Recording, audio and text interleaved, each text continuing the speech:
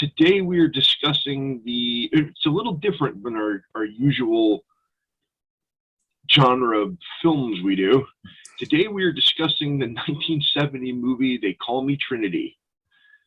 Spaghetti Western starring Terrence Hill and Bud Spencer, which I will get into that. But gentlemen, familiarity with this movie?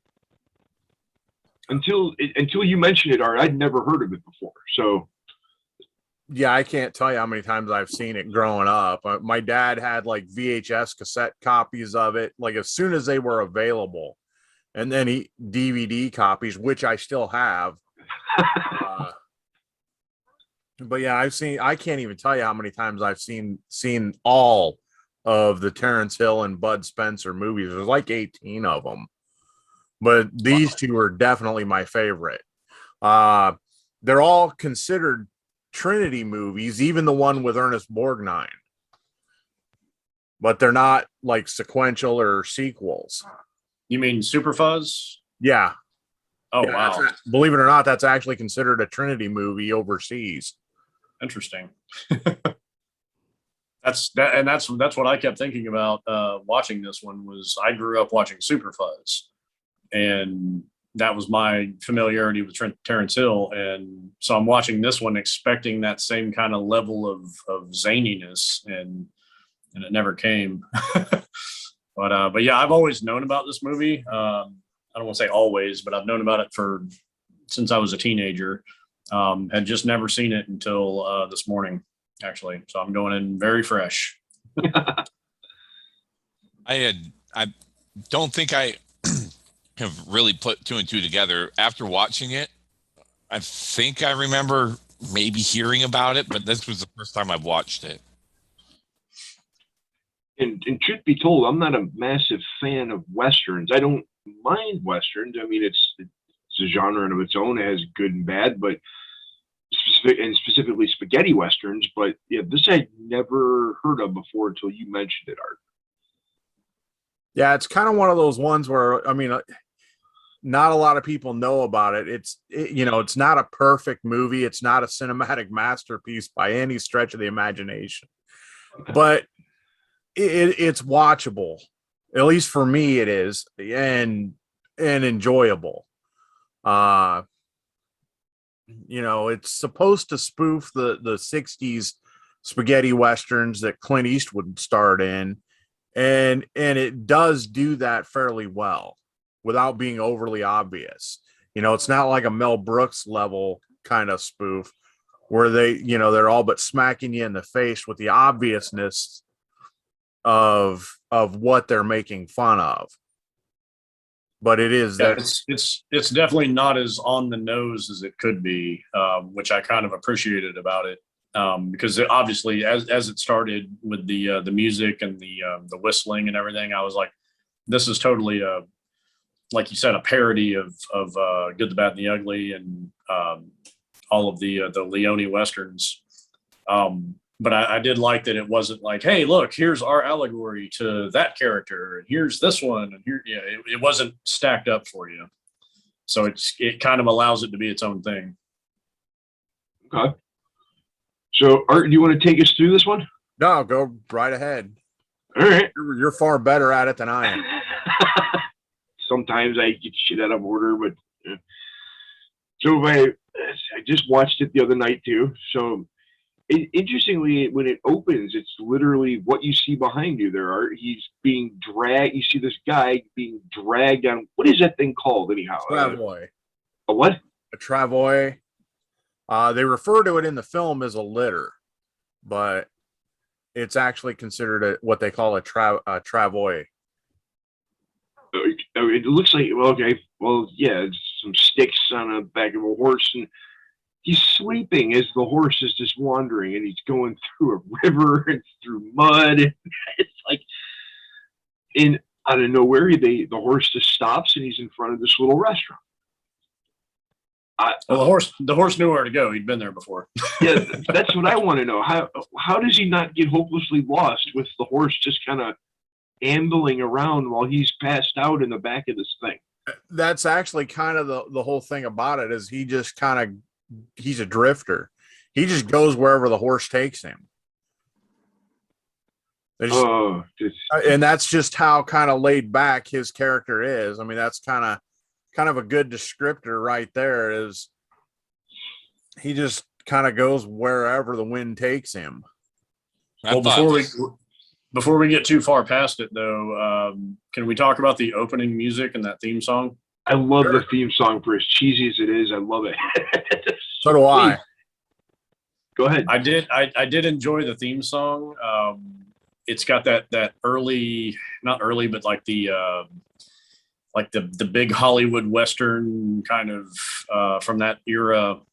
Actually, not even from that era, from like the 50s and early 60s, where it was very operatic and but kind of goofy. It had that here comes a man and he's got a gun. Like, it's very and he's looking for money. It was very kind of cartoony, and it was fun. It was a fun little opening number. The rest of the ambient music and how they kind of recur that theme every time something happens, they hit it with different beats. It kind of takes me out of it because it feels like this. It's very Austin Powers-y. Powers-ish, I guess. It feels like it's an Austin Powers Western. It's got that swinging 60s kind of like horns and like sex party is what it feels like. Well, it's funny you mentioned that too, because I noticed every time the two leads, they're riding anywhere together, there's music in the background every time. Yeah. And it's either whistling or it's that same recurrent theme. Right. It after a while, I'm like, they're kind of overusing this. I mean, I don't need. It's literally a minute and a half scene of them riding down a hill into the valley, but you have music as they're riding. I'm like, really? Okay. Well, I noticed a lot of tonal shift too with the music as opposed to what was happening. At the opening scene where he's in the restaurant. Well, I feel like I can talk about that restaurant scene for about 30 minutes because it almost made me throw up, because I have a thing with watching people eat, and I can watch people eat. It's fine. But like in movies, if there's too much Foley and too much sound from them eating, and this is all ADR, this was all thrown in, this was all dubbed after the fact. Everybody in this movie's dubbed. And so as he's eating that plate of beans and I literally almost I was like, oh God, like I had to mute it for a second. And he's like chewing with his mouth open, and he's like doubling up and scooping the beans with the bread. And he's just like, wait a minute. So wait till you see the second movie when they go to the restaurant. So, okay, so let's get there then. So he wakes up in front of this little, what is it, like a... It was supposed to... Oh, sorry, go ahead. No, go. It was like a Trevina, or it's like a... Yeah, like a cantina. It was they kind of actually show it at the end of the movie again. Because he goes past it while he's leaving, right? Yeah, and it's like their Western Union or not Western Union, but like their stagecoach station. Okay. So he gets off and he grabs, he stretches, and he's totally covered in dirt. It's just caked on him. Did you lose Russ? Yeah, he just sent a message. He said, "Yeah, he had to bug out." Bummer. All right. So he's just totally caked, and he gives his horse some straw, and he walks in, and we're greeted with the barkeep sitting behind the bar. You have the waitress. She's at the cook. She's cooking the beans up, and then there's three guys sitting at a table, and they're all looking at it. You have the money to pay. I give you a plate of beans. Right. So he sits down, and he throws this massive hunk of bread on a piece of plate, and he goes over to start serving the beans. So he gives two of them to the third guy, who, if you look close, you can tell he's been wounded, because I think they even mention he'll live for another 12 hours. Yeah, he's shot in the arm or something. Yeah, because they dig the bullet out later. Yeah. Yep. And they're like, yeah, he doesn't want any. So when he goes over to Trinity, he's like, leave it. The whole skillet full of beans, he just leave it. And he gives him this huge hunk of bread and what is that, wine? Yeah. Yeah. Don't ask me why, and this has been like that ever since the first time I watched this. Every time I watch this scene, I get hungry for beans and bread. So every time appetizing to you? Yes, every time. A lot of times when my dad and I watch this movie, I'll make cowboy beans and pull bread for him and I to eat while we watch this film. But what's funny about that scene too is that Terrence Hill actually fasted for a little over 24 hours before they filmed that scene so he could eat like that. Did he actually? That's dedication. Did he actually finish that whole thing of beans? Yeah, he actually ate that entire thing of beans and the bread and the wine. Oh my I feel God. like they had to shoot that from a movie making standpoint. They had to shoot that pretty much in one scene because you can't do that more than once or twice a day. Yeah. Right. And that's hard to do. I mean, even in scenes where people are smoking cigarettes, if you have to shoot that 20 or 30 times, I mean, how many cigarettes are they smoking in a row? It's like it piles up on you. But he is housing that food. And I mean, even his burps, that was another one where I was just like, oh God. When he goes to burp and it's like painful and he's like,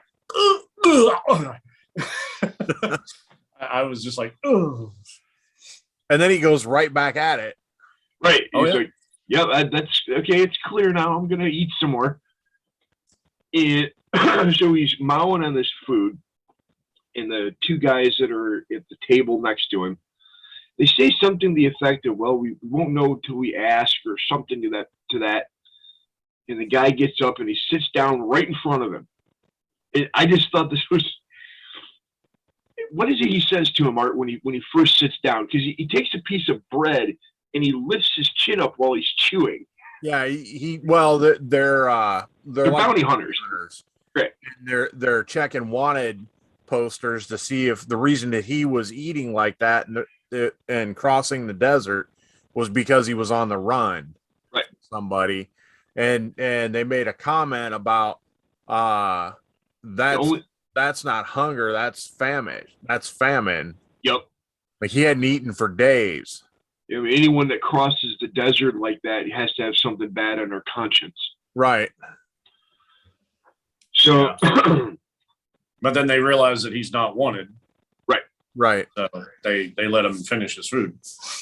And when he gets up, he goes over to the guy that they did capture and says, come on, you're coming with me. And well, who are you? Because he makes this, we're going to put you a cross for your body. We want a name for it. And he says, well, I'm Trinity. And they kind of look at each other for a second and they're like, aren't you supposed to be one of the fastest draws out there? And he's like, nah, they really say that about me as he's walking out. Well, no, the guy said, right hand of the devil. Yep. Yeah. Well, interesting. He's the right hand of the devil and his brother is the left hand of the devil. Mm-hmm. So, but as he's taking the guy out, they open up the window to shoot him. And I will admit, that is like supernaturally fast, how fast he draws that damn gun and shoots both of them backwards as he's walking. I thought that was kind of cool. Well, it's sped up film. I mean, he didn't actually do that. Right. I obviously, but still, it drove the point home that it's almost... it sets the stage for him to be just lightning fast. Mm-hmm. I think it does and that was one thing I did like, where it was simple but yet effective. It didn't have him jumping through hoops and shooting flames off of candles. But they established real fast that he's he's every bit the rumor that he's the fastest gun. Mm-hmm. So he sets the dude. Did they ever give him a name? The Mexican guy, they just refer to him all through the film as the drunk Mexican. Right. So they Sure, he appreciated that. Yeah. So they put him on the, what did you call it, Art? On the Travoy. Right. And he's like, what did you do? He's like, well, some gringo was trying to sleep with my wife and I pushed him with a little knife. I'm like, okay. So he takes him and he's going on to the next town. Now, the question is, does he know his brother's working there or did he just randomly bump into it? That was supposed to be like totally random. Because I know originally there wasn't going to be a brother in this film. When they originally wrote the script, there was no brother aspect to it, and it was changed. Yeah. So that kind of came about because of how well Terrence Hill and Bud Spencer, their chemistry on film. So they're walking, or he's walking through, and he hears a commotion, but he hasn't come around the corner yet into town. He's like on the side of a building, I think, right? Yeah. And he hears three guys talking to a fourth, going, you need to let our friend out of jail. And he's like, no, I'm not going to do that. Blah blah blah. And, well, we're gonna kill you for it. And you see this Bud Spencer. He's a sheriff. He's got the badge and. Walk me through this, Art. I'm trying to remember the dialogue here. What does he tell him? Well, he tells them that their friend is in jail for what they call carnal violence. Right. So he raped someone. What? Yeah, but what? How the story kind of comes out was that it was actually his wife. Okay, I didn't catch that. So yeah, she was just. I thought it was the judge's wife. That's what I got from it. Yeah. Because they were like, you're going to go in front of the judge. And it was like, it was his wife. He's not going to be impartial. That's right. I forgot about that. Right. So he banged. Okay. So he ends up shooting all three of them. And as Trinity comes around on his horse from a side of a building, he starts talking to him, and you establish pretty quickly that this is his brother, that they're related. Although I don't think they ever say it straight out, do they? The first time they're talking?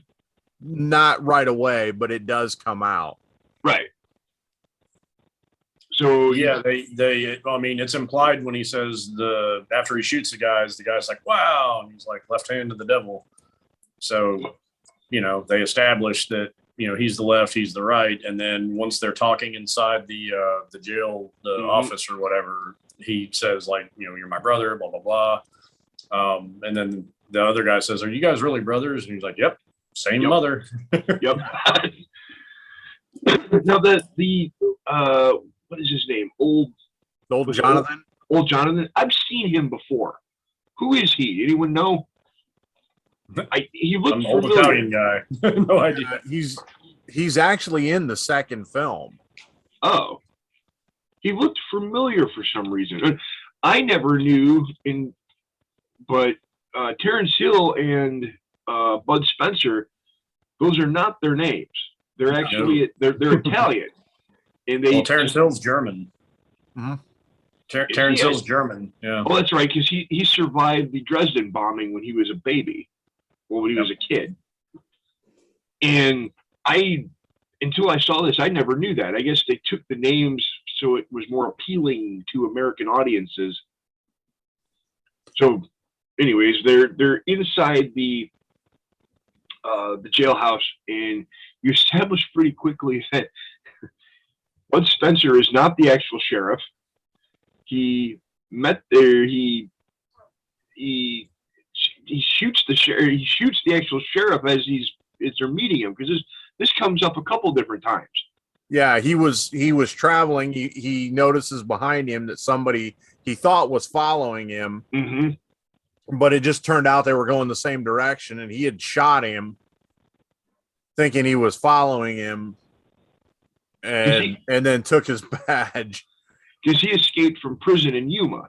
And he's waiting for the two other guys of his crew to meet up with him, but they're not here yet. So Right. he's posing as the sheriff. So, well, and that's a trope. Dean, you mentioned you're not a big Western fan, but that's a trope in Westerns that's pretty common, is the assumed identity of somebody. okay. Like, oh, I came across this guy on the way here.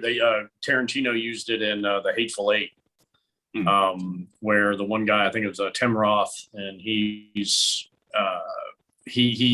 on his way to this town, which is why he's at the place, and he's not actually the guy that he claims to be. He killed the exact same scenario. He killed the guy that was supposed to be the sheriff. Okay. That's it's a recurring trope in Westerns. It's like the wrong identitied sheriff, I guess. Okay. So it's not unique to this. It's just there. No. Okay. So let's see, where were we here? So he tells Trinity that, look, what, you can stay here for like a day or so, then you got to move on, because I want nothing to do with you. But first thing you're gonna do is take a damn bath. Yeah. Because he's filthy. He's not just filthy. He is buttery and greasy and filthy, dirty. Like even after he comes out of that bathtub, still dirty. Like he still looks like he's been braised. Like he just always has this like brownish hue. I can't even, like, he looks like brown butter or something. Like he's always shiny. Old Jonathan even makes a comment about it, that he used like 3 bars of soap, Right. and he still wasn't clean. And he gives him he tells him, this is the last bar of soap I got here, and he tosses it. And one thing's for sure, you had to be strong in your masculinity back then, because if you're taking a bath in front of some random dude that you've never met before in the middle of your hotel room, well, if you notice, he's giving him hot water, though. He's replenishing, because he takes people weren't very bashful back then. he takes the kettle off the stove and he's reheating the water, and didn't he ask him, "Are you guys really brothers?" Yeah, he did that beforehand. Yeah. Okay. Or does he do it again? I don't I thought he did it twice, because it's like he almost doesn't believe it. He's like, "You two are brothers?" So he and just talking about the Terrence Hill thing too, I feel like he always has that kind of sheen to him, because when I remember watching Super Fuzz, which is like 10 years after this movie, and he's still got that, like, he always seems to have kind of a permatan, and he's always got that kind of dark that tan skin, but he's always shiny for some reason.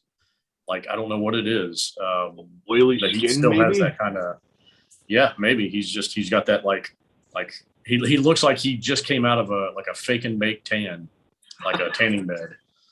But yeah, anyway, so No, so He's not quite George Hamilton tan, but he's he's not leather, honey chestnut leathery, but he's just always got that like I don't know. And granted, when he does come out of the bathtub, he's a little bit paler under the clotheslines, but yeah. And I noticed as soon as he gets out of the bath, he starts drying off, and he starts putting on the same clothes he had. I'm like, yeah. Yeah, he shakes the dust off. Right. I'm like, dude, what's the point of you just taking a bath? Well, I feel like that feeds into the absurdity of it. Of like, I just went through 3 bars of soap. Let me put this dirt right back on me. Old Jonathan even makes a comment about it, that he wouldn't have handed him the last bar of soap if he'd known he was just going to put the same clothes back on. So okay, I'm getting confused here. Okay, so he takes the bath and then he walks out. Is this where he's on the street? No? Sorry, I'm losing my place here. No, this is where he goes into the saloon for the first time. Okay, and this is where we see the Major for the first time. Yeah. So I'm assuming he's the major. I guess he's the main antagonist here. I'm assuming he's a major from the Civil War. That's Yeah, they why. kind of imply that he is or was. And I'm assuming it's from the South because anytime we see him, he's wearing a gray uniform. Yeah. That's the implication, yeah. So he's also got kind of a dandy Southern gentleman type cadence I picked up on. He's kind of a fancy man in the West. Well, he's definitely got money. So he didn't even say something to the fact he pretty much owns the town. Yeah. Yeah. And so I'm trying to remember. So he walked. No, sorry. I'm getting things out of order. So this wasn't the large bar fight, was it? Where his brother was sleeping? Okay, that comes later. No, when Terrence or when Trinity is in the jailhouse with Bambino, old Jonathan makes a comment about the Major's men roughing up the Mormons. That's right. Yep. And Bambino's in the bar talking to the Major and telling him that he needs to get his men to settle down and stop beating up on the townsfolk. Right. And Trinity happens to walk in, and one of the Major's men, Jeff, is getting ready to pull a gun on him, and he kind of comes up behind him. Mm-hmm. Yeah, he hit the barrel of his gun underneath his hand, and kind of gently puts him back, relaxing against the pole. Yeah. He even moves his foot at one point. Yeah. I noticed. I thought that was kind of. He rearranges his foot. So how does this resolve itself? And this is also where you see the first time you see Bambino swat somebody on the head. Yes, he comes down and walk me through it, Art. Yeah, brain's mush today. Basically talking to the Major and telling him, his men are going to have to disarm if they're going to be in the town, and they're going to keep roughing up the Mormons. And he refers to the Major's men as chicken rustlers, and the guy sitting at the table with the Major gets mad, starts to pull a gun, and Bambino swats him in the head and basically knocks him out. So when you say Bambino, that's the brother? Yeah. Yes. I didn't even catch that. I never even caught that was his name. Yeah, that's actually through the series. That's his name is Bambino. Wow. Well, there you go. I learned something. Doesn't Bambino mean baby in Italian? Yeah. So I guess Trinity's older? No, actually Bambino's older. Oh. He's the old, but that doesn't really kind of get explained, or they don't really kind of go into detail until the second movie that Bambino's actually the older of the two of them. Ah, okay. I feel like it's one of those reverse nicknames because he's a big dude. So it's kind of like Tiny or, right. Yeah. Whatever. That's like the Italian version of that. We'll call him Baby because he's huge. And the crazy thing is that Bud Spencer was actually an Italian Olympian swimmer. Yep. Water polo too. Yeah. Wow. I didn't know that till I looked him up, and I'm like, the thing that really surprised me though, it kind of off topic, but it's about Bud Spencer. He founded a mail delivery airline that also would fly pilgrims to different holy sites around Italy, and he ended up selling it for millions to one of the local Italian airlines. Yep. It kind of surprised me. I'm like, wow. I guess he did a movie where he had to fly, so he learned how to fly aircraft and helicopters, and he just decided, let's start my own airline. It just stuck out of when I was reading his biography. I'm like, wow, that's not something I was expecting, but okay. So, all right. Well, he was a kind of just staying on Bud Spencer for a minute too in this movie. That's one thing that kind of stuck out to me is that a lot of these, especially when you're watching Westerns, they're there would occasionally be somebody like in Blazing Saddles, you've got Mongo, or, in different movies where there'd be like a big guy.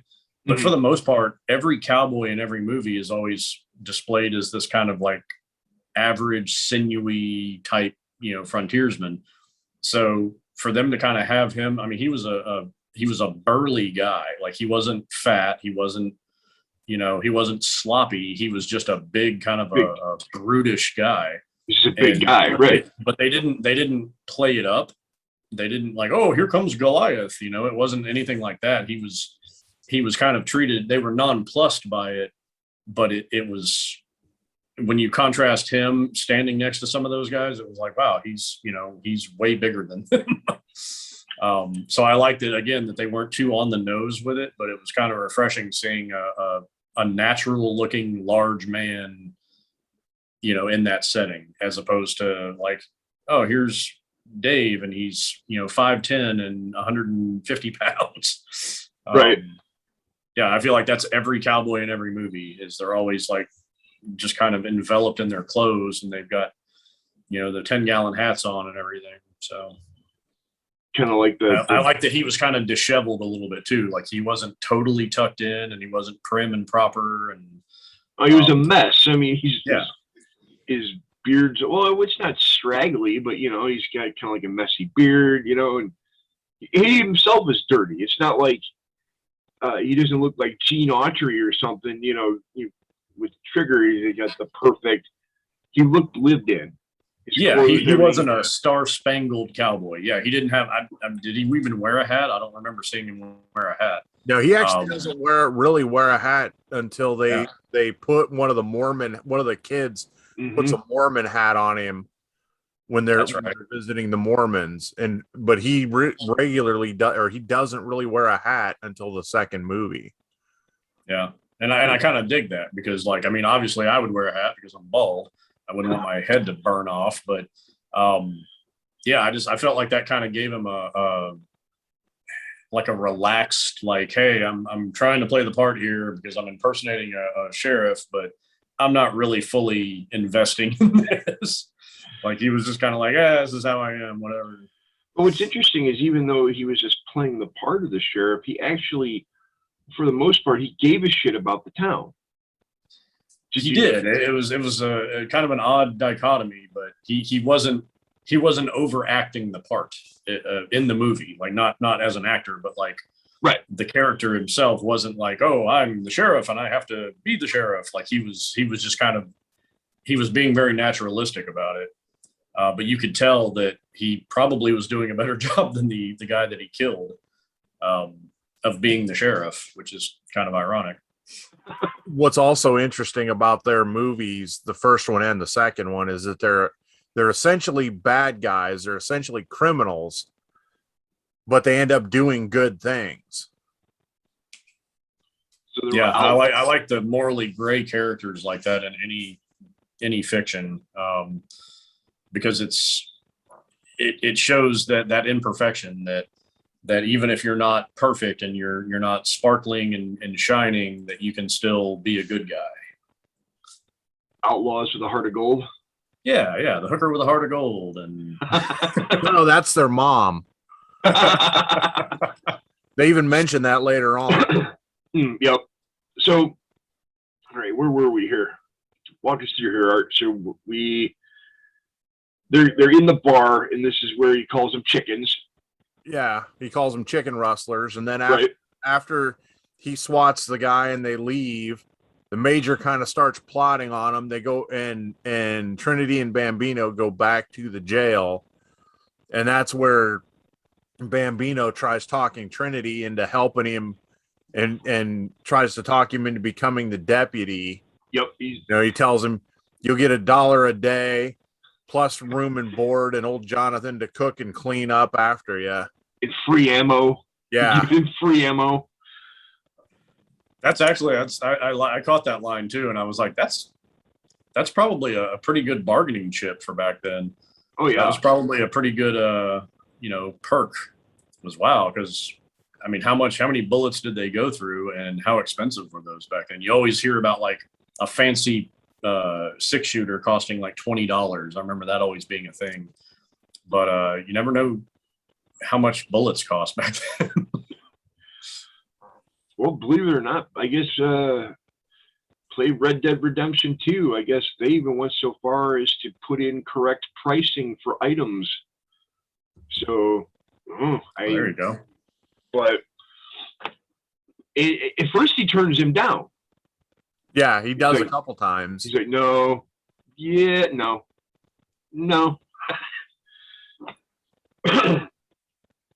So he finally agrees to do it. Now, is this next? Is where is it next where they're riding where they're riding together, going out to see the Mormons, or does the two guys come into town first? See, sorry about this. I'm getting my order wrong. No, this is Trinity ends up taking the badge. He sits and thinks about it like the next morning when he was supposed to leave town, and he ends up wandering across the street because he sees the Mormon women. That's right. Yep. On the back of the carriage and the wagon. The wagon, and then he goes over because they won't sell to him because they're Mormons. Right. He has the altercation with the Major's men in the general store. Mm-hmm. Oh, go on. No, go ahead.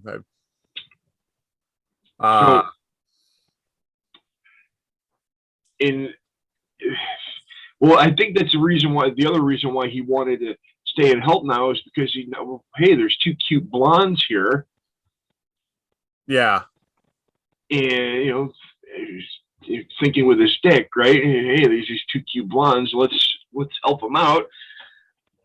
I know they load the stuff and then they go out they head back to now they're in a valley, right? The Mormons. Now they're just trying to settle there, right? I'm assuming they own the land. Yeah. Oh, Russ. Hey, yeah, Russ. Like the first ones into the area, and it settled, and they ended up getting livestock, and they had 200,000 acres, which the Major desperately wants. That's a massive chunk of land too. That's a lot of land. Yeah. Russ, everything good? Yeah. Cool. So to catch everyone up, we just got to the point where Trinity becomes deputy, and the whole altercation with the Major's men in the general store with the two blonde Mormons. And then Trinity leaves the general store and goes into the saloon to talk to the Major. And then that's where some of the Major's men attempt to shoot him, and he does another shot over his shoulder, takes out the one behind him, and then shoots the other guy on the second floor, or shoots him through the floor right into the crotch. Yep. Yeah, so he makes quite an entrance to being a deputy. I'll say. In fact, doesn't his brother come out shaking his head going, "What are you doing?" Because he knew he was going to cause trouble the minute he gave him a badge. Yeah, after that, they're back in the jail, and Bambino's kind of railing at him. The general store's busted up, 2 men severely injured, 1 dead, and 1 castrated. Oops. Yeah, he assumes the role of like the angry police captain, where it's like, we got 1 guy castrated, we got 2 guys dead, we got, and your first day on the job. So he's kind of, calling him on the carpet, like, stop doing all that shit. We did kind of skip over earlier when Trinity comes to town. They take the Mexican in, and when they're pulling the bullet out, they start getting him drunk. I forgot about that. Yep. And actually, for that time period, there's where they open up the bullet and Bambino pours the black powder on the guy's arm. That's actually kind of a cool special effect because that one's also one they did in one take. You actually see the guy kind of jump when it flashes. Mm-hmm. And I, for years, have tried to figure out how they did that without actually putting the black powder on the guy's arm. Yeah, that's interesting. I mean, obviously, we all understand the science behind that. It cauterizes it, but I'm not sure what they could use to fake that. But maybe they did kind of obscure his arm though, so maybe he had like a plate there or something. I don't know. But that kind of started them keeping him drunk through the rest of the film. Yep. And they refer to him because Bambino, while they're in the jail after Trinity shoots the guys in the bar, Jonathan asks him what to do with the Mexican, and then they throw him out, or Bambino says throw him out. And they're like, well, he's drunk.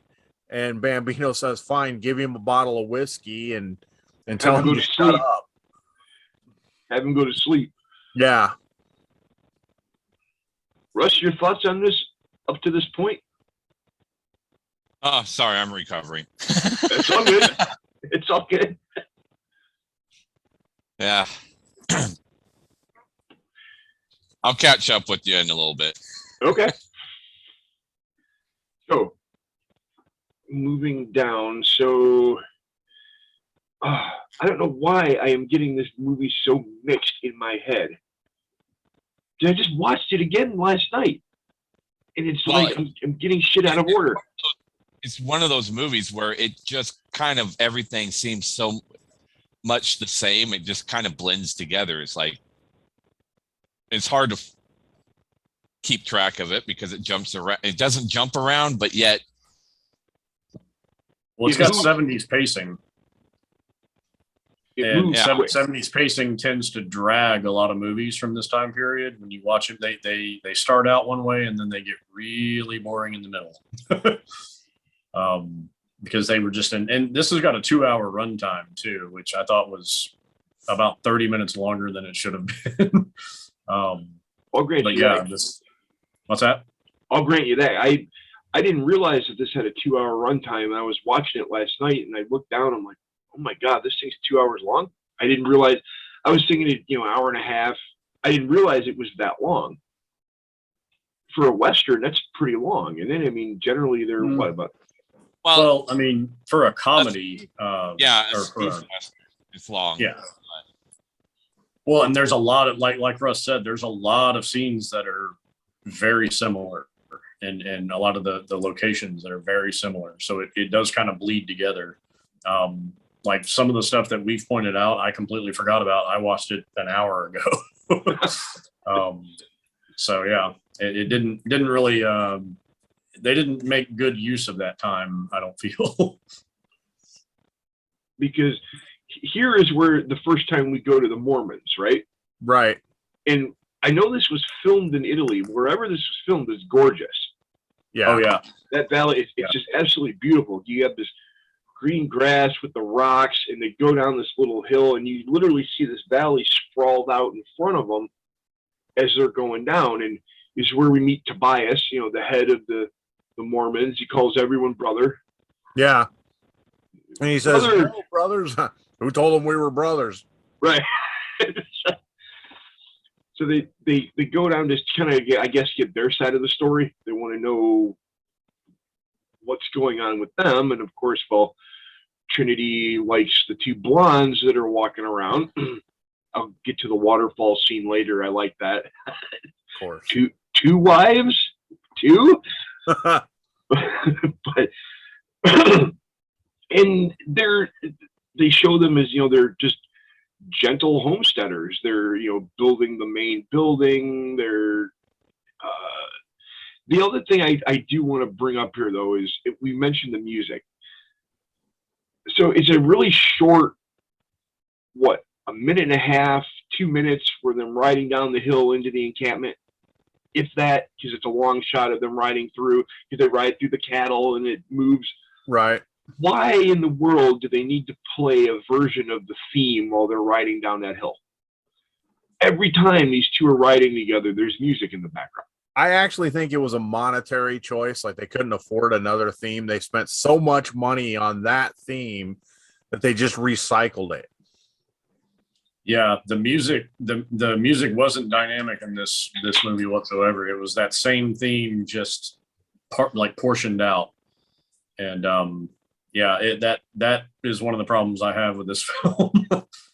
Which I mean, I guess that's fine. I mean, budgetary constraints, but why there? I mean, it's such a quick. They're just riding down to talk to him, and it's like this. It gives the scene more.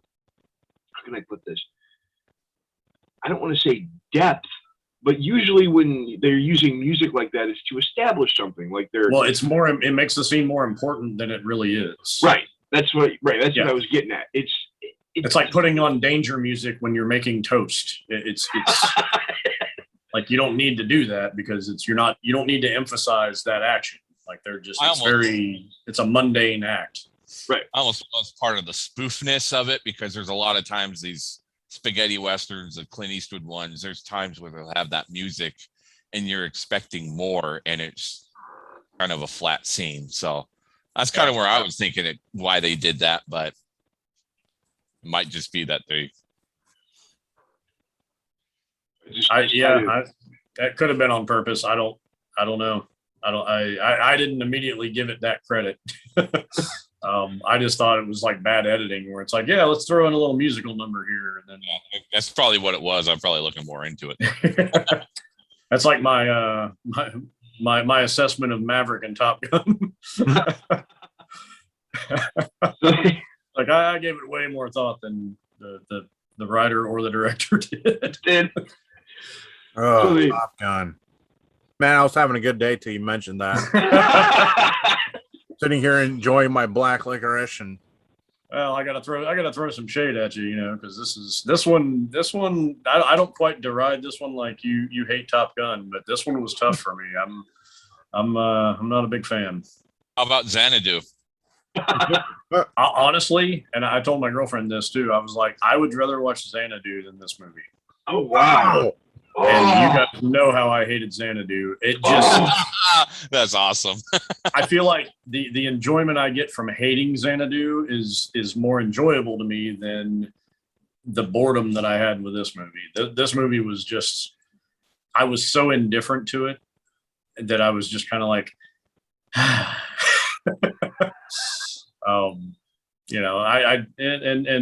not to completely just trash it, but I didn't mean to pop out of the bushes with that, but no, I just don't care about any. None of the characters were engaging to me. The storyline I didn't care about, and I feel like that's ultimately when you watch a movie, you want to be entertained. And I feel like this movie, I felt like I was just watching a movie. I wasn't engrossed in the story whatsoever. I wasn't, the comedy of it just fell flat with me. There wasn't one point that I laughed. There wasn't one point that I was like, ha, like, oh my gosh, that was funny. Like it was just the slapstick. I mean, I feel like when you hear people say the word slapstick, this is slapstick. Because there literally is a scene where he's slapping a guy and pulling his gun out and doing the whole thing. And I feel like in my mind, I'll always think of this movie when I think of slapstick. But it didn't, kind of like when they shoot the torpedoes in the first Star Wars. It's like they impacted on the surface. This movie did not go in for me. Hey, how you said it indifferent. I'm wondering if that's why I enjoyed it so much, is because it reminded me of those lazy Sunday afternoons when I was a kid, that I was too young to really grasp what was on TV, but my parents would be watching a movie while I'm sitting there playing with toys, and this probably 60s, 70s era movie was on, and it was just like a time killer. And yeah, I feel like that's the perfect use for this movie, is just background.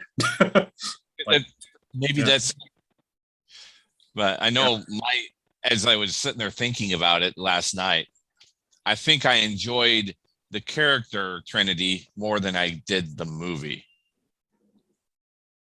Yeah. Just the fact that it's like this guy, if he were a real person, except maybe modernized, he would be that local guy that everybody just kind of they like him, but they don't like him. And they're like, hey, well, I'm bored. This guy's fun to talk to. Well, he's incredibly lucky. But yeah, He's he just has crazy amounts of luck, like especially in that end fight scene, because I was expecting a shootout, but no, it turns into a huge brawl, and like the way he's walking around, like he'll knock someone out and grab his suspenders and saunter over to the next guy and knock him out. Or when there's the gate with the wooden horns or whatever, and he grabs it and he's kicking the guys as he's flipping through. Or when he's flipping around on the table, the outside table, he beats the guy up, he jumps on the table, he flips over it. He's like the luckiest cowboy ever. He's so laid back that nothing can hurt him. Well, I feel like the elevator pitch for this movie would be, and if you guys don't know, for anybody listening that doesn't know what an elevator pitch is, it's basically like a 20 to 30 second summary of the entire layout of the movie. Mm-hmm. I would, if I had 30 seconds to pitch this movie to an executive, it would be Bugs Bunny spaghetti Western. and that's what it felt like. Trinity felt like Bugs Bunny to me. He felt like, the I don't have a care in the world except for when I want to do something, and then I'm really good at it. See, this is interesting, because as Matt's talking, I'm starting to be like, oh, he's right. That's why I like him. Bugs Bunny. I love Bugs Bunny. That's a really interesting analogy. When you put it that way, I can definitely see that. Yeah. Yeah, and I feel like Bambino is the kind of the Daffy Duck character, and not that he's wacky like that, but he's kind of the more serious, like, look, I'm trying to do a thing here, and why are you killing people and screwing this up for me? And like he's more pragmatic. Mixed together. Yeah. Or he's kind of a mix between Daffy Duck and Yosemite Sam. Elmer Fudd. I feel like he's a little bit more aggressive, so he's more Yosemite Sam-ish, where he's just like, he's just like uppercut duking people with the top of his fist. Coming down on him. When that the Hispanic guy comes up and hits him and does nothing to him, and then he turns around and hits him. That I laughed at. That part got me, because it's like you knew it was coming, but just the way it came off, I just was. Well, yeah, and just before, I mean, he's smacking around his own flunkies, and they're going flying every time he smacks him. But he walks up to Bambino, smacks him, and he's just looking at him like, "Really? You just smacked me? Really? Come on, try a little harder, bitch." You're right, though, Russ. You knew it was coming, but and I'm with you. I thought it was satisfying because when they. If I remember correctly, that's where we're at, right? Because when they're talking, and that's when he shows up. The Mezcal, yeah. He almost reminds me of like a Pancho Villa type character with a I didn't even catch that was his name, Mezcal. Yeah. Oh my God, they named him after a kind of tequila, basically. Yeah. Wow. Yeah, I didn't catch a lot of names in this movie. I didn't even catch Bambino, but I feel like it was the inspiration for El Guapo. I wrote that down as one of my notes, that there was a lot of Three Amigos in that scene, especially with in the movie in general, where they're coming to the rescue to save this, group, this town or whatever, this group of people from the oppressors. And yeah, when that guy rides into town, I'm like, oh, this is totally El Guapo and Three Amigos. Like, you better come out of there with some tequila. So if I remember correctly, when they're at the Mormon compound, this is when they show up, right? And Mezcal's like, I wanted wine, I wanted food. What is this? You got no food for? Am I thinking wrong, Art? Or the first time we meet Mezcal, Trinity and Bambino weren't there. Okay. That's when they kind of established that character. You know, he kind of Mescal kind of roughs up the Mormons a little bit. He kind of yells at their leader, and when they ride away, he says, "Next time I want soup with garlic and Yep, that's right. and mucho vino."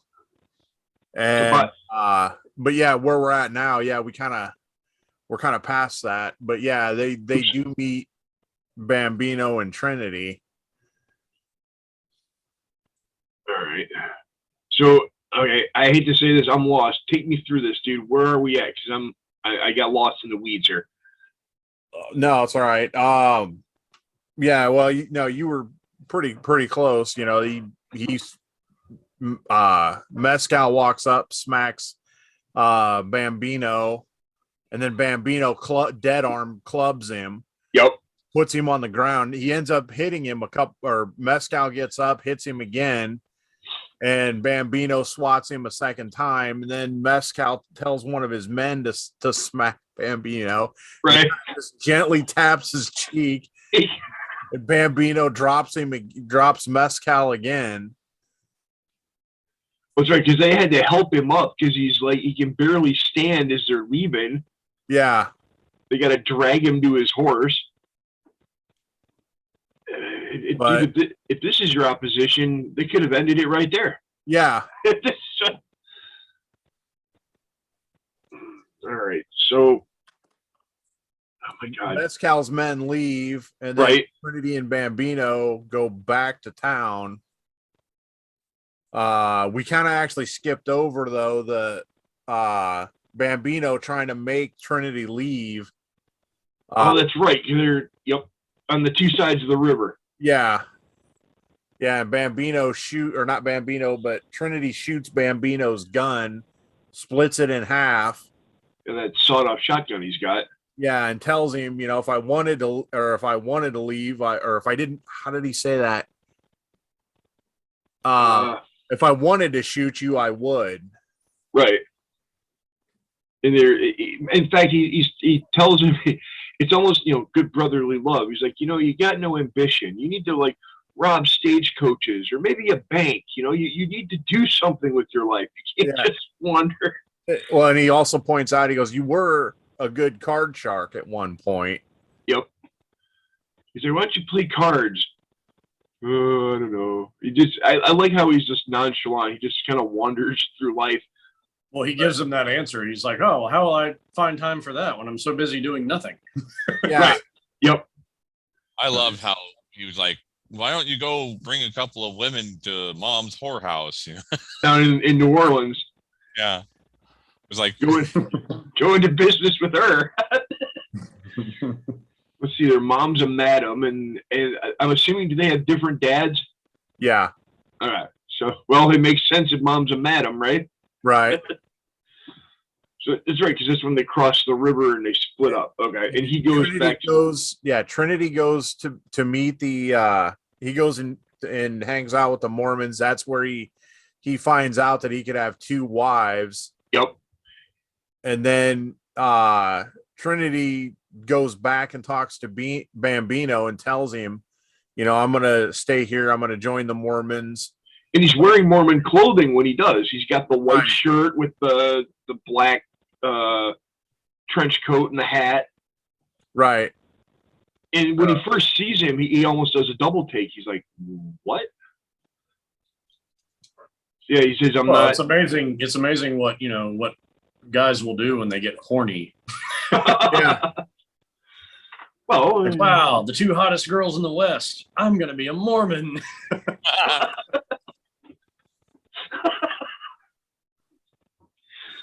Oh. So this is when you're right, because he's talking to his brother about now at this point his brother's hatched the plan where he wants to get the horses from the major because they're not branded.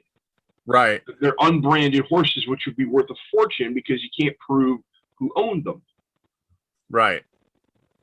So, has he made the deal with Mescal yet about you can have 20 of the horses? Yeah, he did. That's right, because the major meets up with Mescal and says, "Look, I want you to essentially kill everyone in this valley. We're going to destroy it, but you kill them, essentially washing my hands of it. I don't have to deal with it because you did it. And as payment, you can have 20 of my horses." Yeah, and then Mescal says, "Well, it'd be better if we could just steal 20 horses." Right, because who wants to work for it? Let's steal it instead. So he tells his right-hand man, okay, they're going to go and steal 20 of these horses.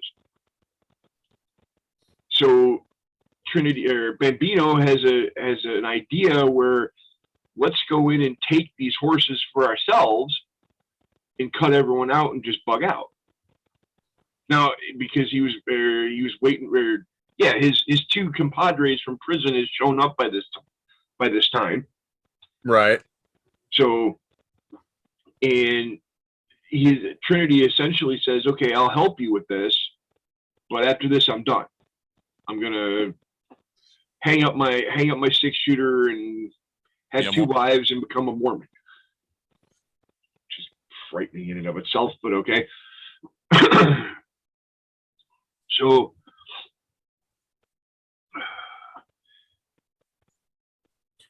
they captured one of Mescal's men, and that's how they found out about. Yep, yeah, because I was just thinking about that. The dude what is it Mescal says? He's like, yeah, he can sneak under your sombrero and you would never know he was there. Yeah. But yet when you look at the guy, he's got all kinds of shiny buttons and shit on his hat. Yeah. And he's not even trying to hide from that rock. He's literally just perched on top of it, looking down into the valley. It's like, what the fuck? If anyone says, do you see that guy over there? Yeah. He tells, what's the other guy's name? It's Weasel, and I can't think of the other guy's name. Yeah, so he sends him up, and I love how he does it too.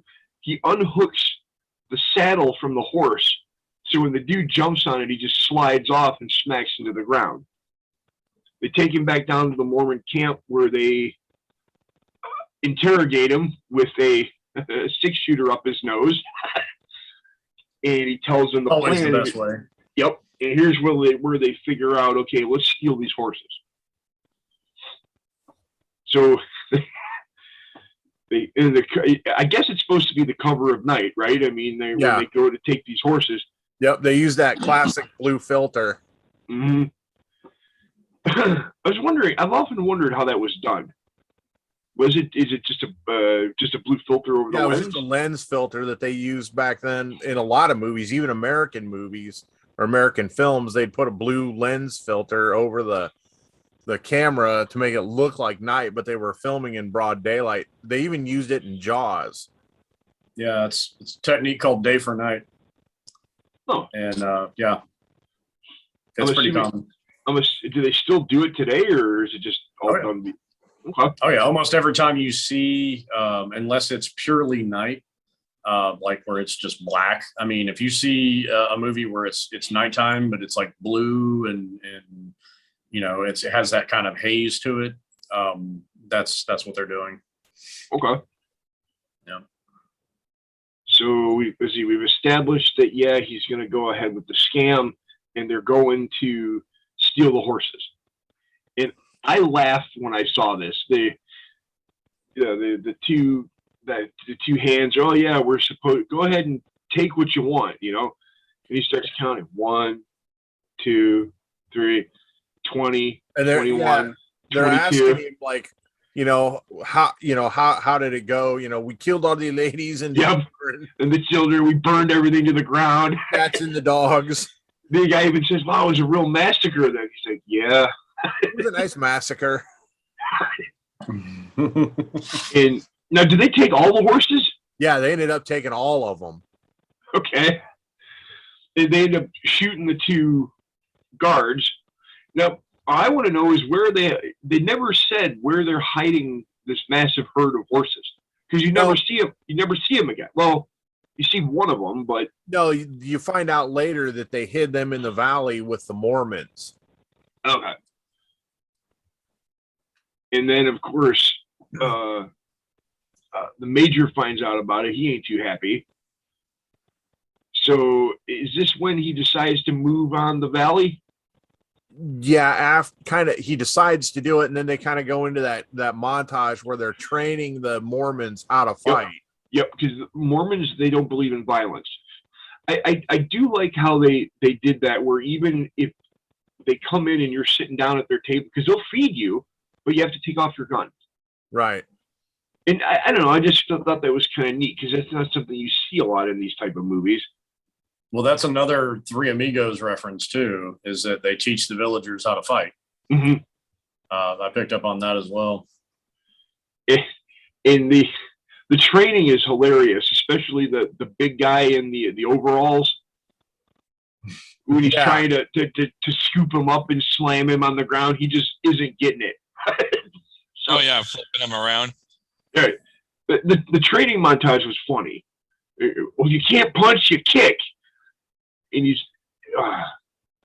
there are actually a lot of like background kind of funny things in this film too. Like even at the very beginning, when Trinity and the Mexican are leaving the cantina, if you look on the roof of the cantina, there's a cow. Well, the reason for that is when they do the wide shot, the back of that cantina is built into the hillside. Right. That totally makes sense. It does, but it was actually, I mean, it was kind of, that cow wasn't intended to be there. It just kind of showed up while they were filming. So they left it.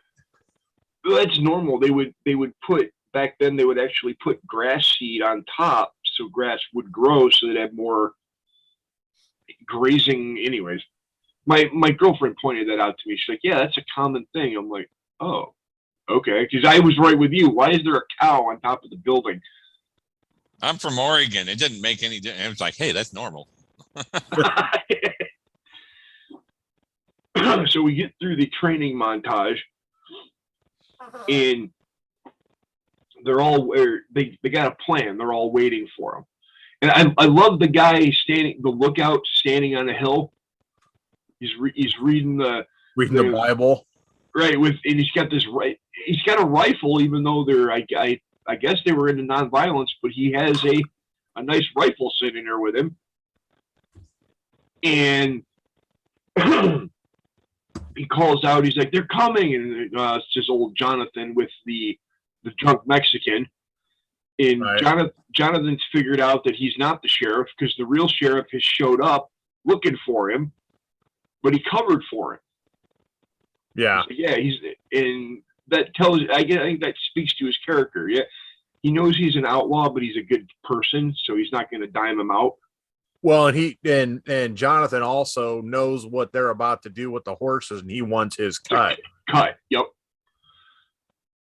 So here they bring them into the encampment, and then here comes the actual bad guy, the posse on horseback. And I thought it was a really interesting shot when they were coming down into the valley, how the major says, "Go slow." In unison, they're riding down the hill, I guess for effect. It says, we're coming for you. Mm-hmm. And when you get there, but you don't see any of the heroes, it's just the farmers, and they're all standing there in a group. And he essentially says, "Okay, we're going to burn you out. We're going to start by tearing down this house." And he walks up to some covered wagons, which are circled. You notice? Did anyone notice that they were kind of circled? Circle your wagons. Oh yeah. And as he backed up into it, he notices something, and his back is right up against a double-barrel shotgun. My question is, for this plan to work, wouldn't he have had to have gone to that one particular wagon for this plan to work? Yeah. Well, maybe others in the other. Well, yeah, you're right. It probably. But I was going. Whoa! Extreme close up. Thought you'd like that. Oh yeah. Yeah, maybe there are other people in the wagons that had guns, but he also would have had to been just right there where that hole was. Yeah, it's you know, it's Hollywood. Right, comedy. right. But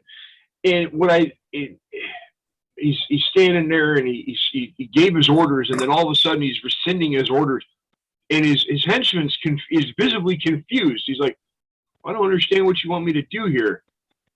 And that's when they spring the trap. And what I don't understand is with the shotgun there, but he could have like just ducked, dropped to the ground and rolled under and got away. Well, this is when Tobias comes out and he's reading from his Bible, and he comes to an epiphany, and he says something to the effect of, how is it here, Art? He says it's essentially it's okay to use violence when needed. Yeah, there's a time to reap, a time to sow, and a time for violence. Or he says there's a time to fight, and he kind of looks around. He's like, "We can fight. It's right here. We're allowed." It's that Bible verse that the birds use for turn.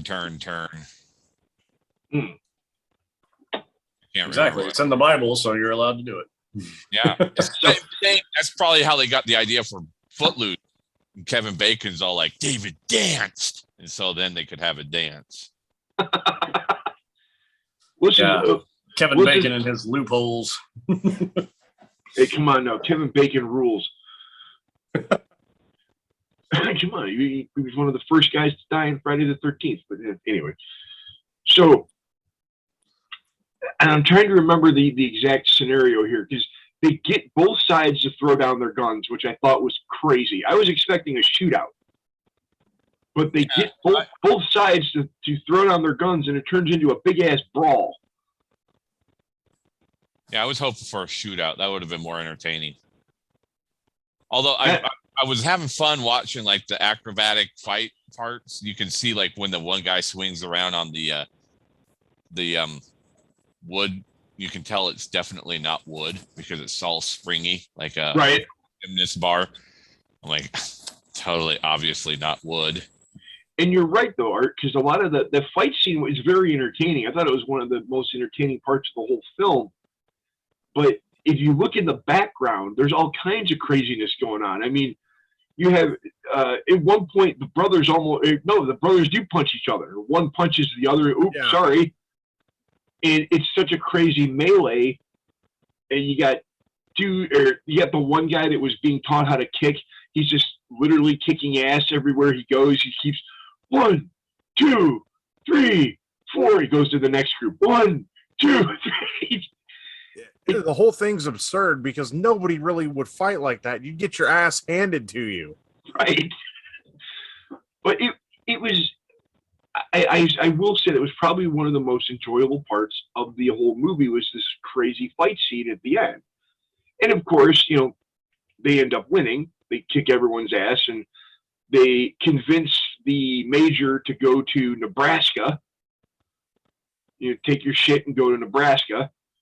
And his brother Bambino and the two other guys, they leave, and they're standing. There's Trinity standing there, keeping his word. He's got these 2 wives, where Tobias is now giving like a prayer, and he's talking about how hard he's going to be working.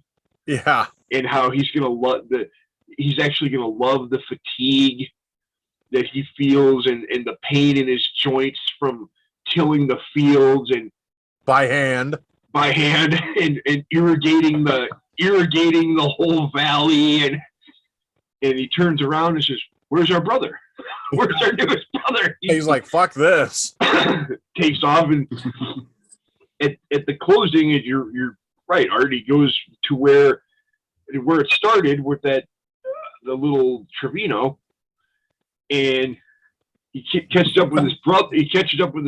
And he's like, "Why can't I come with you?" He's like, "No, you're not coming with me." So he rides off, and he's getting his shit together, and here comes the sheriff in a wagon, the actual sheriff, and he's like, "Where did these guys? Have you seen these 3 guys?" "Yep, they're right down that way."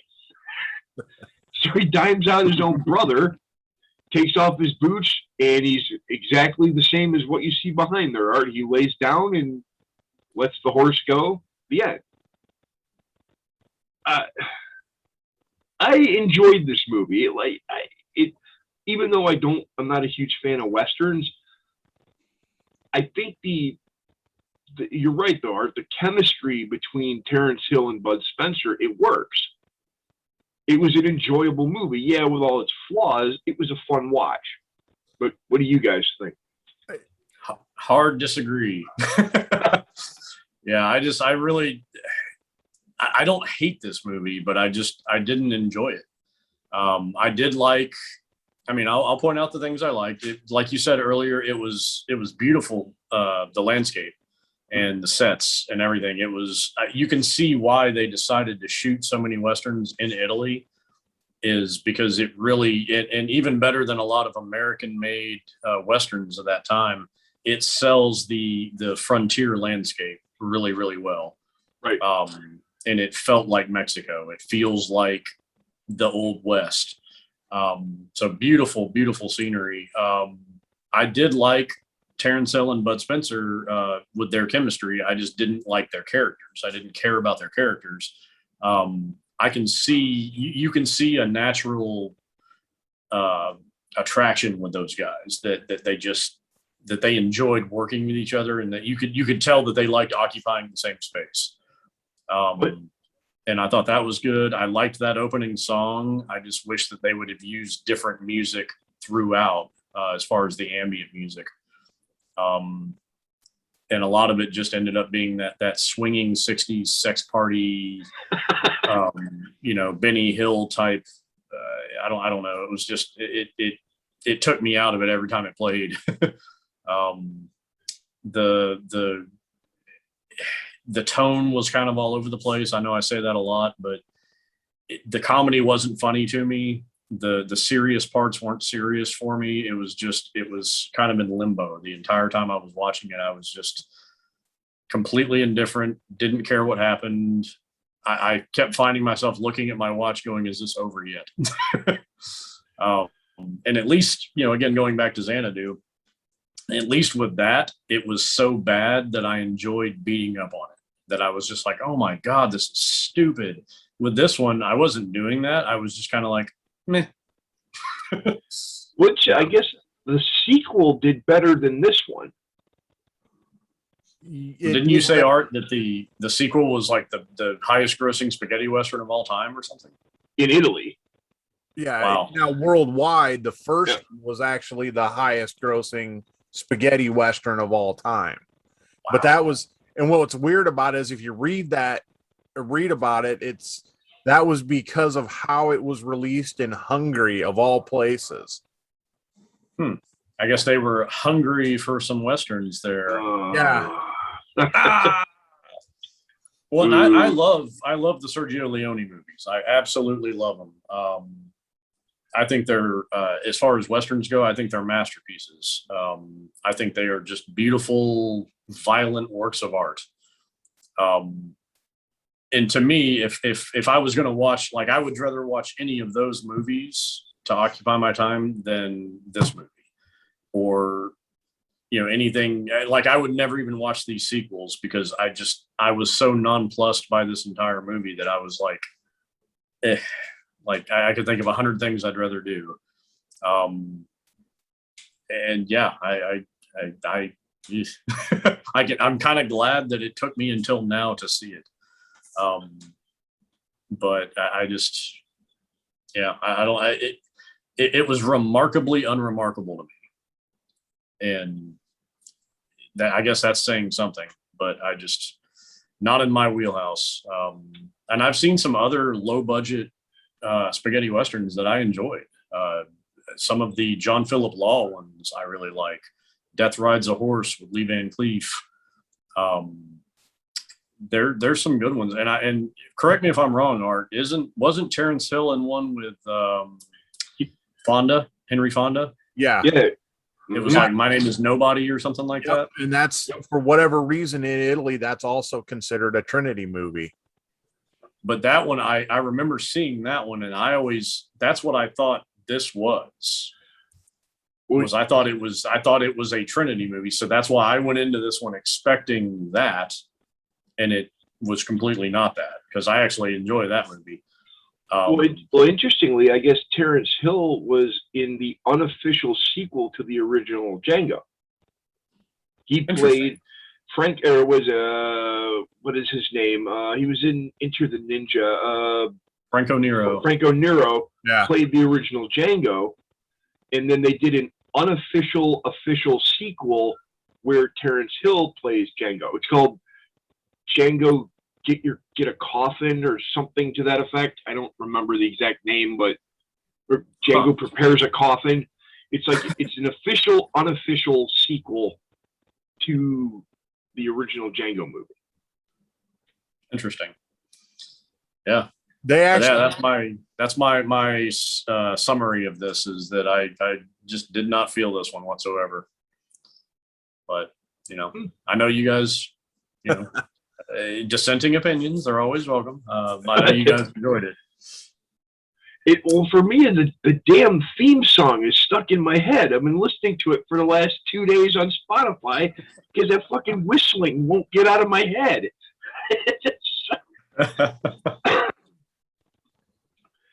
I had to go to the store last night to pick something up, and as I'm wandering through the store, I caught myself whistling the theme. I'm like, oh shit, this is bad. Why am I picturing Dean getting a horse and just letting it drag him around the grocery store now? Ironically, that's actually in my dad's will. When he dies, to get him to the funeral home, I have to drag him around on a travois like that. You're kidding. No, I've got to go get a horse, which I've already got one kind of squared away. I've got an agreement with somebody about getting a horse to do just that. Oh my God. My dad's supposed to go to the funeral home for his funeral. Wow. That's pretty awesome. Well, I guess Terrence Hill's still alive. I guess he's what, like 82, 83? Now, Bud Spencer's dead. Yeah, he's still making movies. Really? Yeah. He actually had one come out, a year, 2 years ago. And he's actually working on another one where he's essentially Trinity, but he goes around on a motorcycle. He's immortal. He's like the Highlander. Yeah. There can be only one cowboy. All right, guys. So as we usually do, first, is this a recommend, and where do we put it on the scale of 1 to 10? As far as a recommend, yes, I would recommend this to anybody. I love this movie. I grew up watching it. I've watched it more times than I really care to admit, but to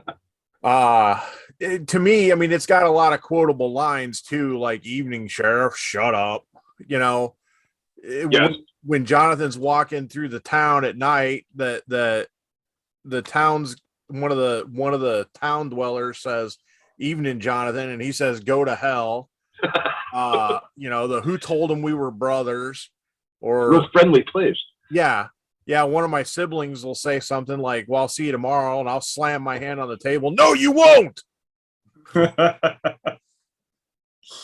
So on a scale, is it a great movie? No, not by any stretch of the imagination. It has flaws. It's boring at points. The music is, I've always thought it was fitting for the time that it was made, not representative of the time that it takes place. Yeah, it was definitely current music at that time, but it just it was skewed with the Western vibe, though. It's got a very like hippie flower child kind of feel to it. Yeah, and it's kind of worse with the second film with the music. Worse, in a sense. Yeah, the music's kind of more hippie, kind of. Definitely, you can tell it was made in the early 70s kind of feel to it. Like it probably could have been used in Xanadu. Ooh. Ooh. And even though Xanadu was made 10 years later, there's a lot of tropes in this film that were used in later films like Three Amigos. But then again, they were used in a lot of other movies before this and after it. True. How do you, on a scale of 1 to 10, where do you put it? because I enjoy the film, and especially the initial theme song. I mean, I personally love the 45. I've got an 1836. Yeah. I've got a, which you've seen. I've got a Mhm. 1911, and I've got the later 1888 one. All of them are Colts. They're all original. On a scale of 1 to 10, I would go at least a 9. Wow. Okay. Okay. Russ? I enjoyed it. Do I recommend it to everyone? No, but I definitely recommend it to anyone who enjoys random comedies. So I would, yeah, it's one of those things where you have to stop and kind of know the person, because I know if I were to recommend this to a couple of my friends, they would never speak to me again. One would probably think I'm the greatest thing ever introducing them to this. On a scale of 1 to 10, I personally give it a 6.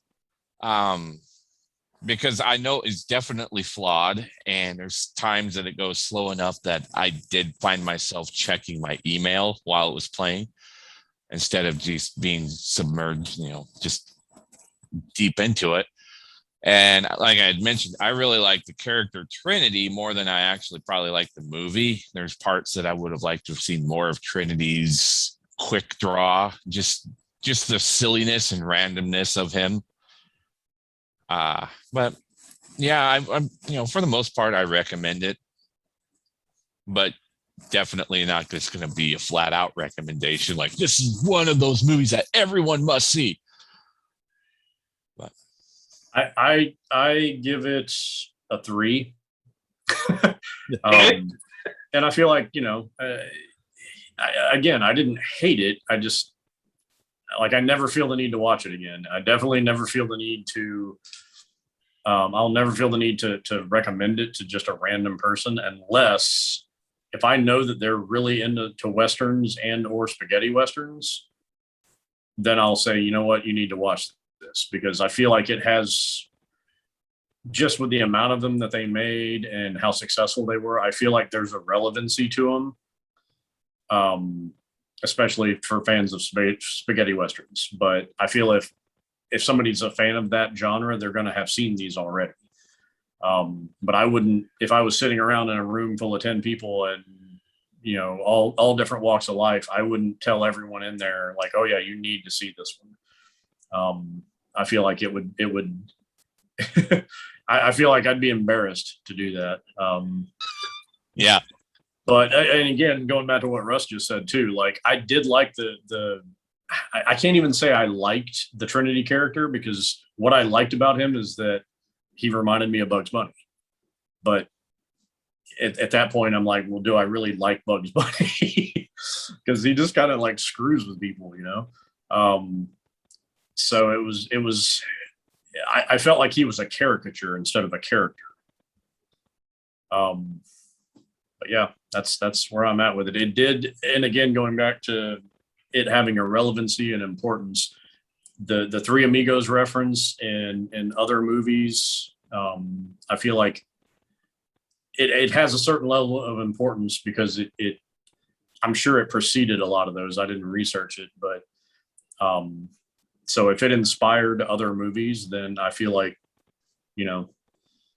it has some kind of credence, but I just didn't really dig it. Okay. Like I said, I'm not a huge fan of Westerns. I'm getting into them more, but like when Art sent this to me, geez, a year ago, I watched it and it was like, it's okay. But on second and third viewings, it kind of grew on me a little more. And I'm right there with you. I love the character of Trinity. You could say Bugs Bunny, yeah, but he's just so laid back, and fuck it, I'm going to go where the wind takes me. I just think that's kind of cool, especially because usually a gunslinger in these movies isn't like that. He's purposeful. This guy is more happy-go-lucky, let's see what happens, and I'll figure it out once I get there. But it's implied that he's just enough of a badass that he can do that because he's such a fast draw. But as a whole, I'd probably give it a 6.5, because it was a fun movie. I enjoyed it, and I love the theme. Like I said, I'm whistling it in the grocery store. There's got to be something there for it. But yeah, it was a fun movie, and it introduced me to Terrence Hill and Bud Spencer. Now I'm curious to see their other stuff because they had such good chemistry together. That's pretty. And I'm actually I'm interested to seeing the sequel to see where this goes. But that's kind of where I'm at with it. Anything else you want to add, guys, or? No, I'm done beating up on it. But they can't all be winners, By the way, guys, I got us a new sponsor. Moose Knuckle Crunch cereal. Got to move that back. We can't see it. Yeah, we got Moose Knuckle Crunch cereal. Nice. It's unhealthy even in milk. That sounds fun. Yeah. Dude, you have to send out pictures of the box, dude, to all of us. Already did. You're going to want to see this, man. Yeah, from the Misty Moose Knuckle Mountains comes Moose Knuckle Crunch cereal, part of a completely unhealthy breakfast. Your family will love the all-natural, slightly fishy, furry flavor with just a hint of cheese. A cereal your whole family will love to bury their faces in at breakfast, dinner, or for a bit of afternoon delight. That doesn't Like sound how- like a delight. I like how Art and Dean have the same reaction, and Matt and I have the same reaction. We're like, huh? Ew. They're staring in horror. And they're all, Art's like, yum. And Dean's like, yeah, I'm smoking a cigarette after hearing that one. And Yeah, we now have a sponsor, Moose Knuckle Crunch. Cereal. Rock on. Hey, as long as you stand behind it, then it's And good they're- enough for me. Every bite is shaped like a moose knuckle. Well, and that, There's just not enough products out there that can say that. So This is true. This is Yeah. very true. I know. That stuff Well- tastes like shit. If there's nothing else, guys, thank you much, and we'll catch you on the next one.